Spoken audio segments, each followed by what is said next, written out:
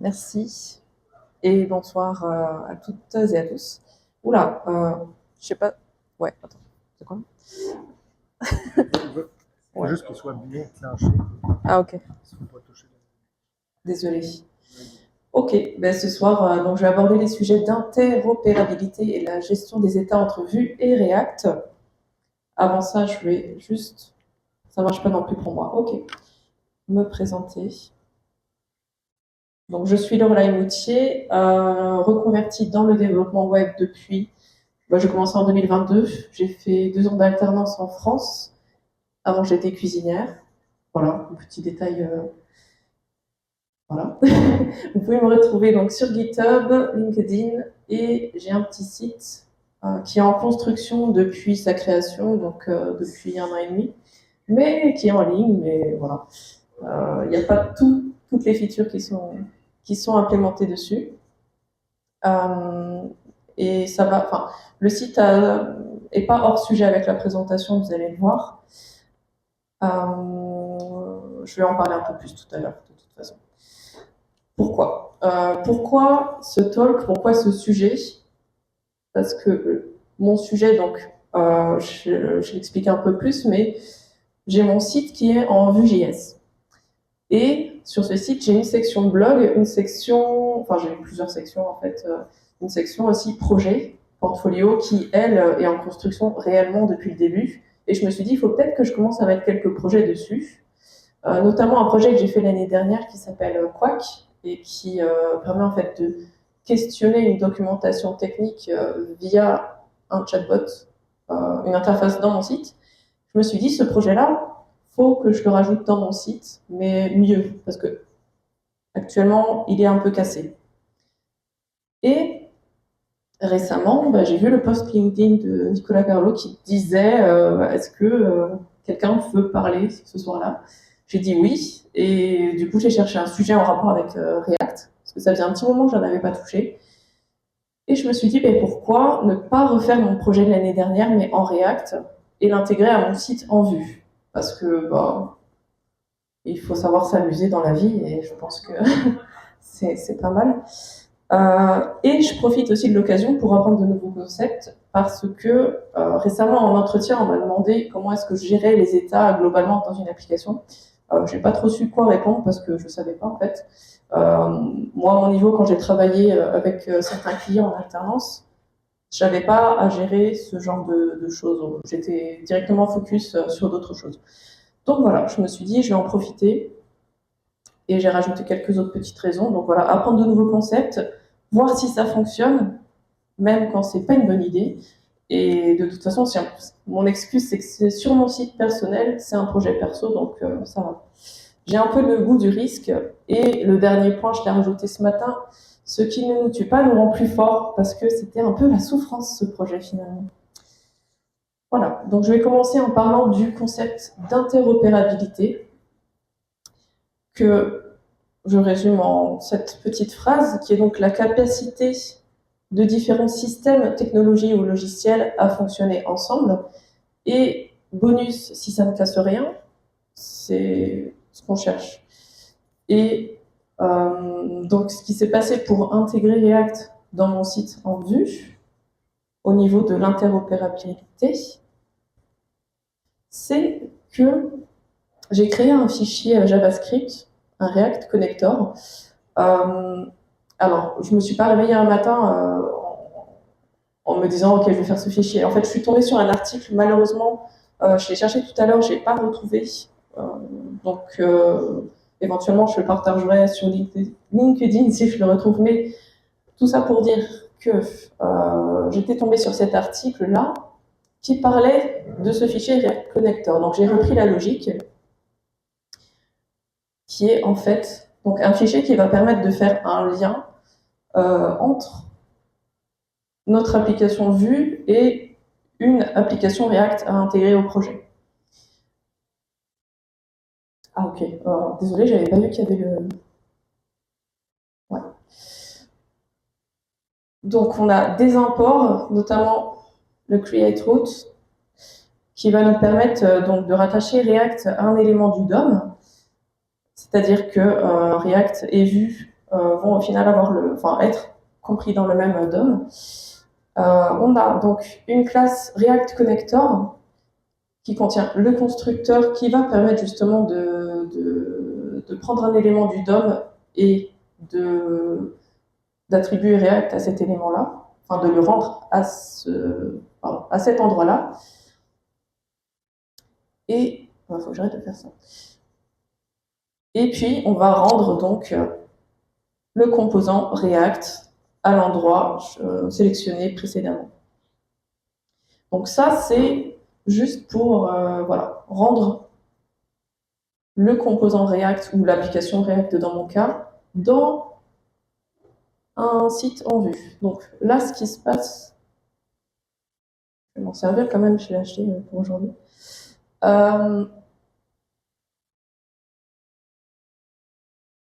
Ça, c'est un fichier vue. Pour les personnes qui n'en ont pas encore fait ou qui découvrent, il est divisé, donc on a un template et une partie script, éventuellement une partie style, mais j'utilise un Tailwind, désolé. Du coup, je m'en sers pas. Et dans mon template, on voit que, bon, là par exemple, j'ai un composant layout qui me sert en fait sur mon site globalement à afficher la navigation et le footer du site sur toutes les pages. Donc, comme ça, je me casse pas la tête. Donc, il est aussi dans ce fichier. Ce fichier-là est spécialement fait pour intégrer mon application React dans une vue view, donc dans une page view. Et il est intégré donc via l'ID. Au niveau du script, ce qu'on va pouvoir voir, c'est que on a donc des imports. On a l'import de l'application, donc React, qu'on va récupérer finalement.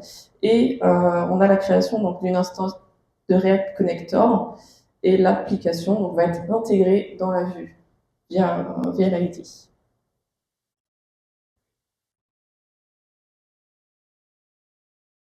Donc là, tout ce qui s'est passé, entre guillemets, c'est vraiment, enfin je me répète, mais on a juste intégré l'application React à l'application Vue.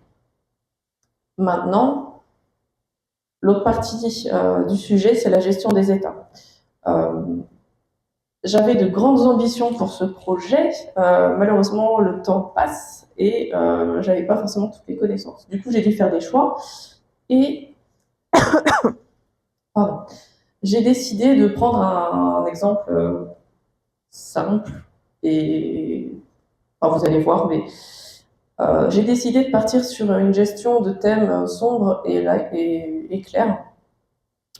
Et pour commencer, je vais parler un peu des états, qui sont en fait des données dynamiques d'une application à un instant donné.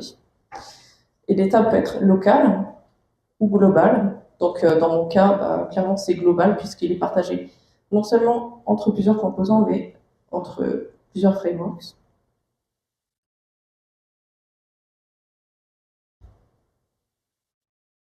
J'ai l'impression d'avoir... c'est pas grave. J'ai pas précisé, j'arrive tout de suite avec mon Redux, mais ce qui s'est passé, c'est que j'ai expérimenté pas mal de choses. Un peu trop, rien ne fonctionnait parce que je crois qu'en vrai, je ne disais pas, c'est la doc. Et ce qui s'est passé, c'est qu'après avoir fait un petit breakdown, j'ai décidé de choisir Redux, de partir avec ça. Surtout après avoir vu qu'il y avait une documentation Vue Redux ou Redux Vue, je ne sais même plus dans quel sens ça se... Mais vous avez compris. Donc, je me suis servi de Redux, j'ai vu que ça fonctionnait, j'ai fait, c'est parti, on part là-dessus. Et dans Redux, donc, on a un concept de store qui va permettre de stocker l'état global de l'application. Puisque l'objectif, donc, c'est de partager un même état entre les deux frameworks. Et donc, Redux va permettre de centraliser l'état. Plus besoin de passer des props à travers plusieurs niveaux de composants. En fait, ça va faire comme une surcouche, je ne sais pas si c'est le bon mot, mais voilà, une couche supérieure en tous les cas. Et on aura donc un store unique pour Vue et React. Et les deux vont pouvoir lire et modifier les données de manière synchronisée. Et on n'aura pas donc de répétition de code, du moins à ce niveau-là. Après, je ne vous garantis pas que dans mon site, il n'y a pas de répétition de code, mais c'est comme ça. Au niveau du store, donc on a un fichier qui est assez simplifié dans mon cas, en tout cas. Et on a donc la création et la configuration du store via la fonction configure, j'arrive plus à dire, oui, configure store, qui va donc écouter les actions et modifier l'état en conséquence. Et à ce sujet-là, en fait, j'ai trouvé ce petit diagramme, schéma très parlant, puisque on a trois choses. On a l'état, la vue, les actions. Et l'état, donc voilà, c'est la source de vérité, du moins à un instant précis, qui va diriger l'application. La vue, ça va être réellement bon, c'est noté, mais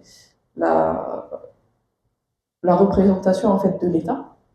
Et les actions, donc c'est les différentes manières dont l'état pourrait changer en réaction aux entrées de l'utilisateur dans la vue. Par exemple, un utilisateur clique sur un bouton. Au niveau de Redux, on a aussi le concept de slice qui va nous permettre en fait de créer un réducteur. Et globalement, à quoi ça sert? Ça nous permet en fait de retrouver dans un objet yes. Dans un objet, donc on va retrouver donc le nom de notre slice, l'état initial, du moins à un moment précis, et la liste des actions. Donc dans mon exemple, j'ai une seule action, c'est-à-dire modifier le thème au clic d'un bouton.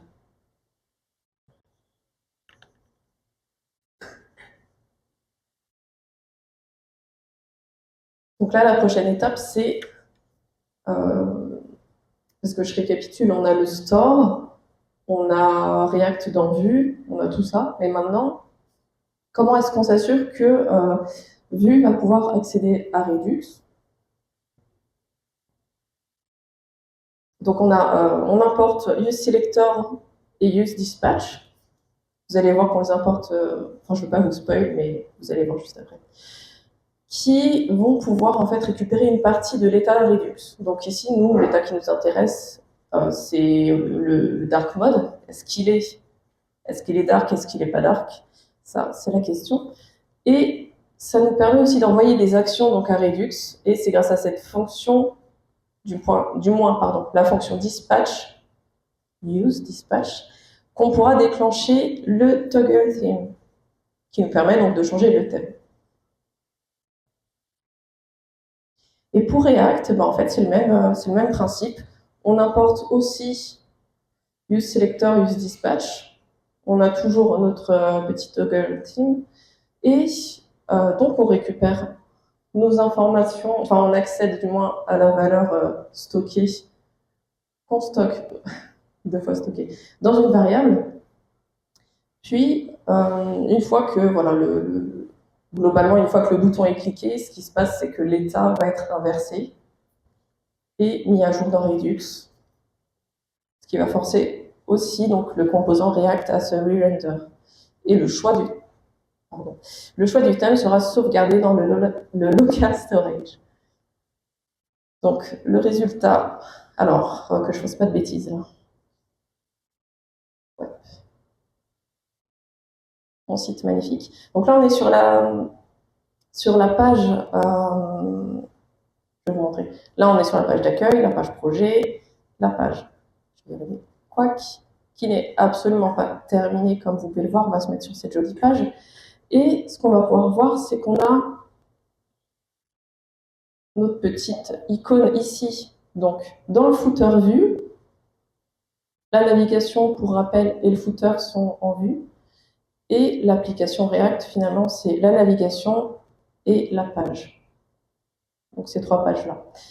Et au niveau de vue, si je clique sur l'icône du thème, ça va nous le basculer. Et ce qu'on remarque, c'est que ça synchronise au niveau de React aussi, puisqu'on a cette petite icône qui se modifie, puisque en fait tout est centralisé dans Redux. C'était la démonstration la plus courte du monde, mais ça va. Hop. Donc, finalement, ce qui se passe, c'est que mon thème change quand je clique sur un bouton, donc déjà je suis contente. Et j'ai pu utiliser Redux, donc que je connaissais pas du tout. Et conclusion, en vrai, sur ce projet, il y a beaucoup de choses que je connaissais pas et que j'ai abordées que en surface. C'est assez fou. Ce que je veux dire, en fait, surtout, c'est que ce projet-là, c'est pas quelque chose que je recommande forcément. En vrai, je me suis aperçue que toutes les idées que j'ai sont pas forcément bonnes, toutes, mais apparemment, je sais pas, ça m'a pas arrêté dans l'élan. Et tout ça pour dire que j'ai pas d'autres exemples en tête d'un cas qui pourrait être utile professionnellement parlant, mis à part éventuellement un projet existant qu'on souhaite comment dire, refondre avec une nouvelle technologie. Et dans ce cas-là, comme ça se fait pas du jour au lendemain, on fait étape par étape et ça devient un projet hybride. Mais mis à part ça, et pour le fun, je vois pas trop forcément. Voilà. Juste pour voir si ça fonctionne, mais bon, on s'amuse comme on peut. En tout cas, j'espère que ça vous a plu, que vous passez une bonne soirée, que si vous avez des questions, j'espère pouvoir y répondre. Et voilà, je vous remercie de votre attention.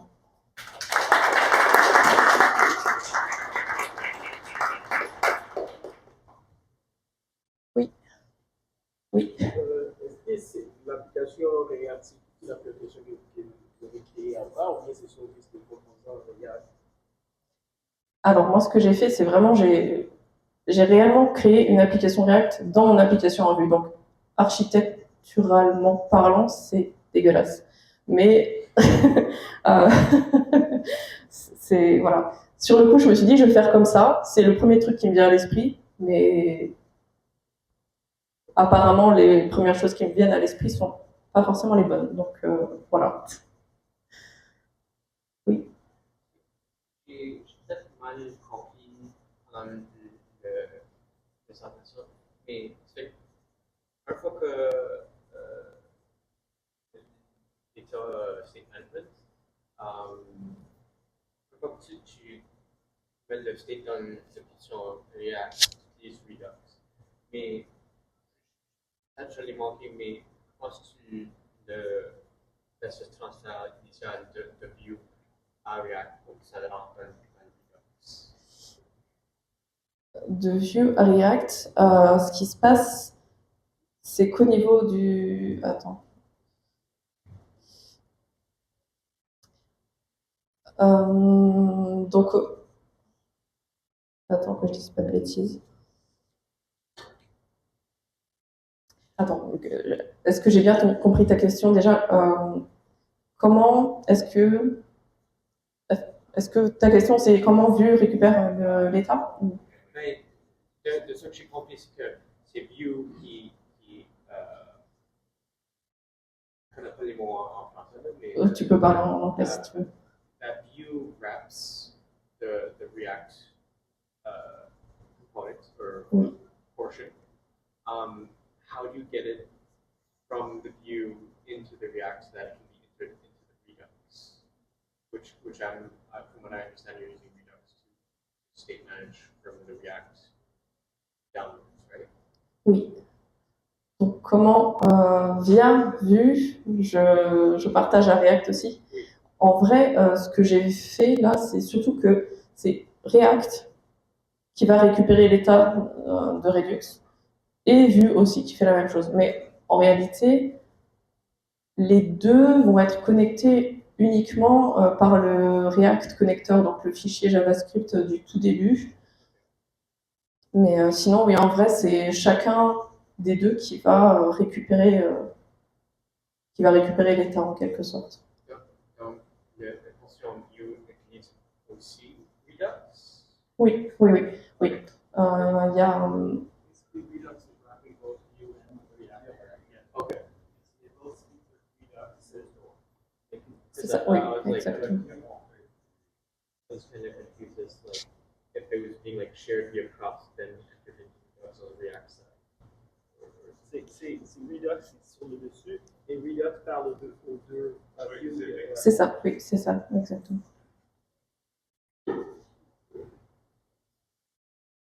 Oui. Est-ce que tu connais les autres genre implémentations de package du genre, mais genre plus récentes? Alors, je suis pas sûre d'avoir tout entendu, mais est-ce que je connais des... Est-ce que tu connais des vraies implémentations de genre, oh ça, mais récemment, à voir? En vrai, enfin, pas tellement, parce que je suis tombée en effet sur des articles, mais qui étaient de 2021, 2022, mais c'est sûr que depuis, bah, ça a évolué. Est-ce que tu connais l'image de front-end? Alors, que de nom, mais j'ai pas été présentée encore. Est-ce que tu connais Astro? Pareil, que de nom. Mais voilà. Avec Astro, avec l'architecture, tu peux avoir quelque chose d'avoir différent entre eux. Tu peux avoir quelque chose de genre avec un peu moins énergétique. Ok, bah je vais. Parce que j'en ai entendu parler pas mal récemment. Bah, je pense que je vais expérimenter ça. C'est chouette. Oui. Je me demandais, est-ce que tu avais essayé comme le local storage sans développement? Non, parce que en vrai, techniquement, ça me paraissait, c'est pas que ça me paraissait trop simple, mais moi j'aime souffrir apparemment. Donc... voilà. Bah, merci beaucoup. C'est normal.